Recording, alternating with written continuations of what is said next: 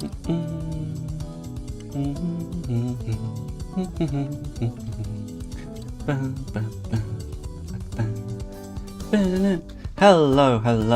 everybody, welcome to this stream where we have a little bit of emerging ongoing news that we need to discuss surrounding some Leeds United moves. Some of it is news that we knew was happening, some of it is new, some of it is very weird that I personally didn't see coming at all. Some of it is probably utter bollocks, but that makes it a little bit more fun to talk about.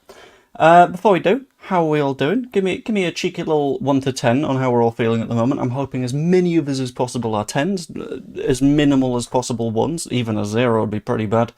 And let's hope that we're all pointing in the right direction. But I'm going to start with the one main bit of news because it's not going to be the longest of streams.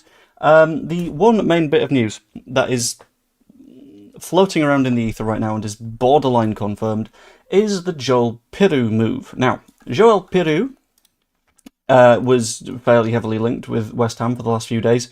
The general gist of how this happened is that they were looking for a centre-forward. And their initial target to sign a centre-forward was to do Troy Parrott.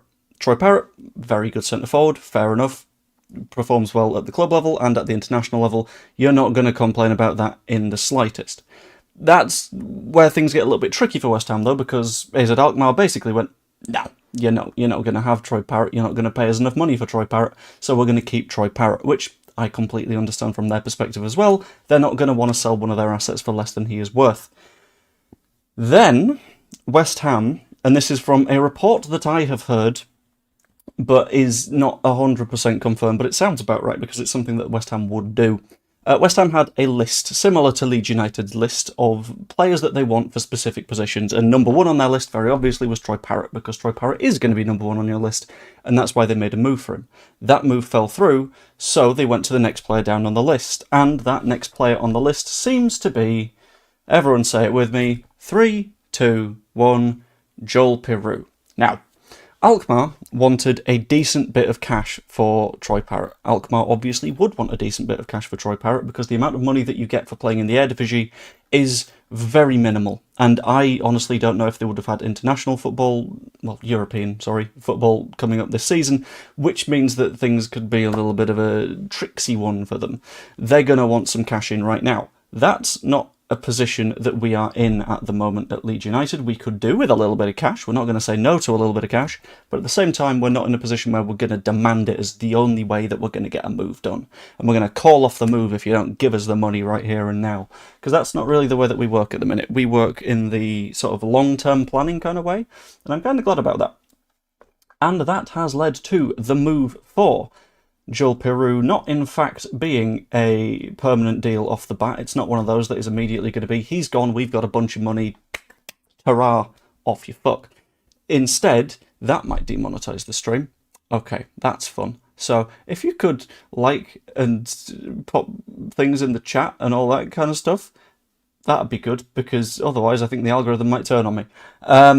But regardless, Piroe has, for the immediate term, gone out on loan rather than on a permanent deal. And this is where a lot of people have built up some fear, including 4 Candles over here, who always has the most rational of responses to things, and has a rate of positivity of approximately 0%, which I'm fine, I get it, but at the same time I'd rather not, because we're in a pretty damn good position. It is, however, a loan with an obligation to buy in the event that certain requirements are met. Now, there's a couple of different stories floating around about what those requirements are. The way that I'm looking at it, and the way that it seems to be the case, is that those requirements aren't just one, but twofold. Twofold because it would be if this or this, rather than needing both of them to be fulfilled, which means that one of the two triggers can happen, which would make a lot of sense because we would probably negotiate that as a way of getting rid. So, the first way that we could potentially have Joel Piroe go to West Ham is the one that has been widely reported. It is the obligation in the event that West Ham get promoted. Now, I think even after a sort of alright performance against Burnley, West Ham are in with a pretty damn good chance of going up. The players that they have signed are firmly in the position to get them promoted. Someone like Amanda Solomon, we've seen ourselves, has a lot of ability to drag a team behind him. Joel Piroe if he does in fact go there, has a hell of a lot of potential to, well, not really drag a team behind him, but finish off a team's moves. Add on Jared Bowen, add on the various other players that they've got in that side, and they are a genuine candidate to go up. So in that case, the obligation to spend £15 million to sign Joel Piroe would kick in. However, there is the alternative reason that West Ham could end up signing him with the obligation, and that is not the promotion one, but it is reportedly tied to the number of appearances Joel Piroe makes. Now, this one I'm significantly less happy with, and I'm less happy with it because we're coming off the back of the season that Harvey Elliott went on loan to Aston Villa. Harvey Elliott goes on loan to Aston Villa with the idea that if he hits a certain number of appearances, it might have been 10, it might have been 20, in competitive games of football, then he would have to join Villa on a permanent basis. These are fairly standard clauses, so it makes sense, and if he's a good enough player, then he would be getting those minutes. However, Harvey Elliott clearly wasn't performing, whether in training or on the pitch, so Unai Emery basically said, well, we're not going to play you then. So it hit the point where he was signed on loan, played a little bit relatively early in the season, but then Villa were kind of like, well, we don't really want to get tied to you. We don't think you're good enough to stay in the squad on a permanent basis. So Harvey Elliott, at the end of the day, played until November, maybe? And at that point didn't play a single game of football for the rest of the season, and that stunted his development, but not only did it stunt his development, Liverpool didn't get a penny.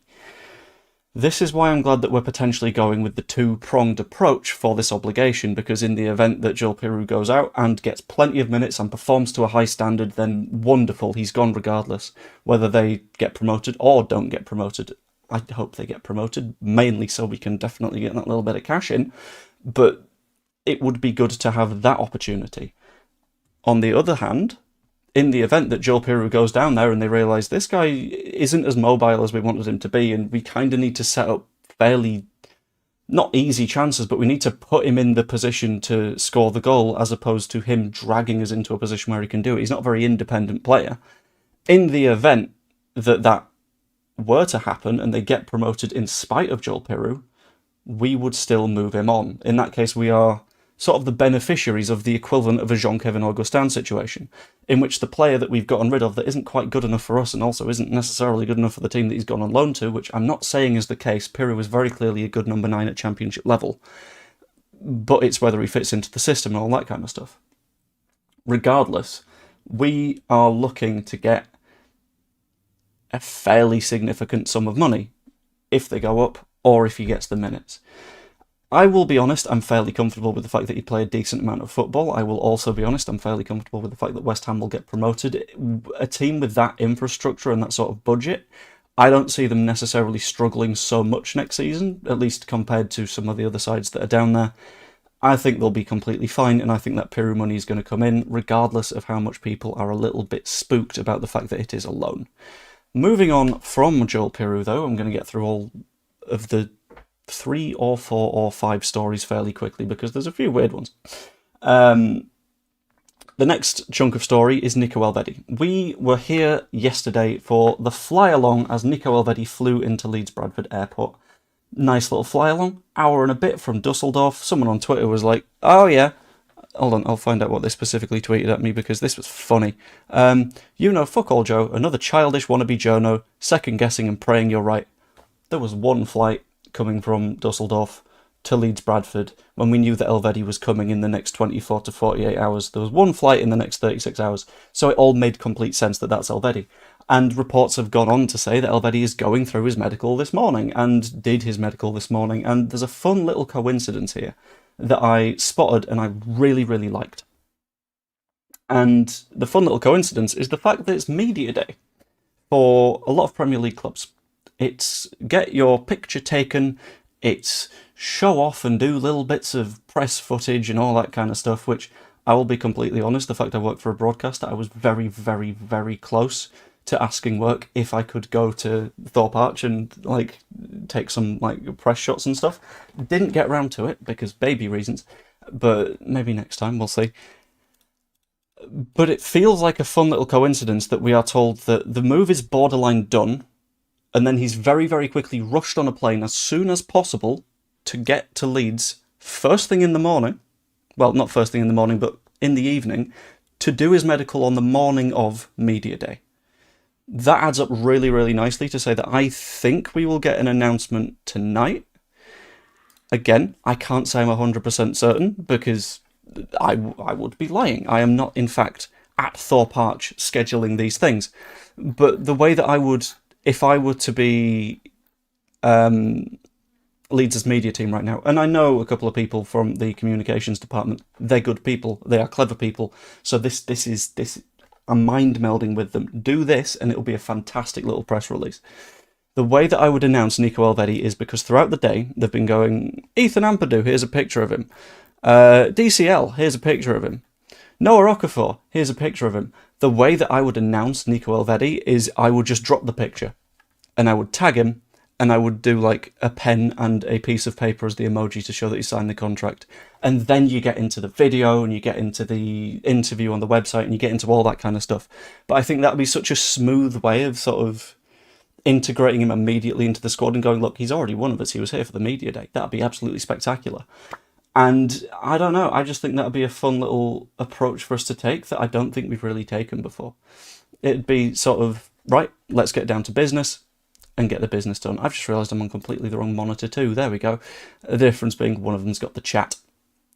But yeah, that's what I do with Elvedi, to be honest. As far as I'm aware, he's completely passed his medical. There's no reason he wouldn't. He wasn't injured during the World Cup or anything like that. He's played a little bit for Gladbach in pre-season, but again, not too much, not to injure himself, which puts him in a very, very good position for performing very well from very early in the season for Leeds United, which would be the dream. It would be absolutely spectacular. Or a Swiss flag. I like the idea of a Swiss flag because it would show that the signing of him is a big plus. Ho-ho! He's done it! He's done the funny. Anyway, but outside of Elvedi, which we knew was happening, which is, I still think, a genuinely fantastic deal for Leeds United to get done, I've not got a problem with that. He's a big improvement over Bornau, and hopefully we see the route forward going quite well. I know Piroe is loan with obligation if promoted, however. I think it's also the appearances thing, which makes a bit of sense. K-Chat announcement today, Elvedi tomorrow. You can do both. Also, K-Chat, very, very weird thing. A weird sort of little chat app that no one's heard of. It's like, well, there's worse sponsors, like Visit Rwanda, for example, but there's also better. Like, I'm not going to complain, but at the same time, I'm never going to use K-Chat. In fact, do you reckon should I reach out to K-Chat and be like, hi, I'm a Leeds United influencer. Would you like to sponsor some videos? Maybe, that could be a good shout. There are some of us who aren't on X. There are, that's true, and I wish I could not be. However, the amount of news that flows through there is insane. So to not be on there, I would be putting myself at a vast disadvantage. I don't like the website, but at the moment I need the website. And the next bit of news, loosely news, is surrounding what Murph says here. Murph saying, any news on a left-back or a backup goalkeeper? To start with, no news on a backup goalkeeper. We've heard nothing further. I still personally believe it's going to be a case of someone like a Jason Steele, that is your sort of backup player that doesn't mind missing out on a hell of a lot of minutes. That's completely fine by me. The sort of player that does not mind doing a job. Just sitting in the wings, fine enough for them and fine enough for me. But there has been a funny little thing popping up at left back, and there has been mention of Max Aarons. I wouldn't mind Max Aarons. Max Aarons is a very, very solid player. So mainly right back, but I think he can fill on the left. I think part of the issue with signing Max Aarons is he is right-footed. Daniel Farke prefers a left footer on the left-hand side. So there is a potential little conflict there, and that makes me think that Aarons might not be the most popular of options. But one particular name has been popping back based on the fact that their club are wanting rid of them and they have interest from the Premier League. Now, the thing is as well, we're all going to know this name because we're all going to know this face because we all know this guy, and I like this guy. I desperately hope that we don't sign him because his name, well, he came from Barca. He did win the cup in Spain, he did come to Leeds, and he will do the same again. It was Junior Firpo. Junior Firpo is now being very, very, very, very, very, and this is not reliable in the slightest, but is being linked with a move to Leeds United, which is nuts. I don't know how I feel about this, because I will be completely honest with you, I don't think he is a Premier League standard left-back. But imagine if he just does what he did in the Championship all over again. That would be spectacular.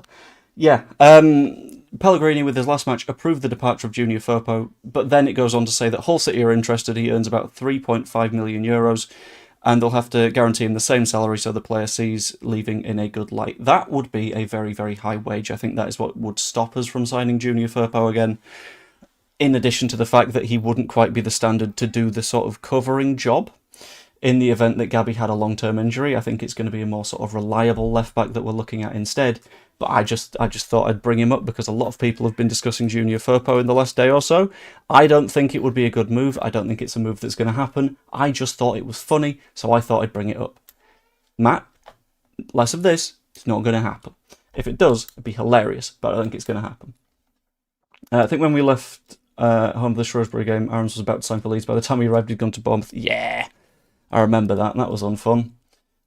Discourse of Peacocks. Hello there, Evie. Just tuned in from Lanzarote. Love the romance of Firpo back. Don't think we should do it. Championship's a low level and he thrived. Yeah, I think Firpo, in that sense, is a bit Piroe. In the sense that Piroe thrives in the Championship. If you put him in the Premier League, you're going to have problems. Firpo thrives in the Championship. If you put him in the Premier League, you're probably going to have some problems, which is a little bit of a shame, because I love his chaos and his Dominican wiles, but it's, yeah, bit of a shame. But we're not going to be signing him, which is fine enough by me. But we have to get on to another potential bit that's been discussed, and this is one that I don't know how I feel on. Because we've been rumoured to be linked with someone else that we are maybe a little bit familiar with, because of links from last season. And this is one that is very much pinch of salt. This is, I've heard from like 2 or 3 different people, but it doesn't seem to be one of the strongest of links. But Florian Plettenberg has said that this particular player is looking at a move away from his current club in the number 10 kind of position.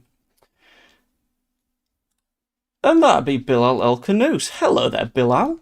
Hope you're doing well. I don't hope you're doing well. I don't like you from when you didn't decide to come to Leeds last season and you decided to dick us around quite a bit. But he is apparently going to be looking at leaving Stuttgart before deadline day. It says that he's open to the move. Stuttgart are aware, but they want to keep him. They demand up to 60 million. The number that I've heard recently is that it's going to be more along the lines of 45-ish million euros.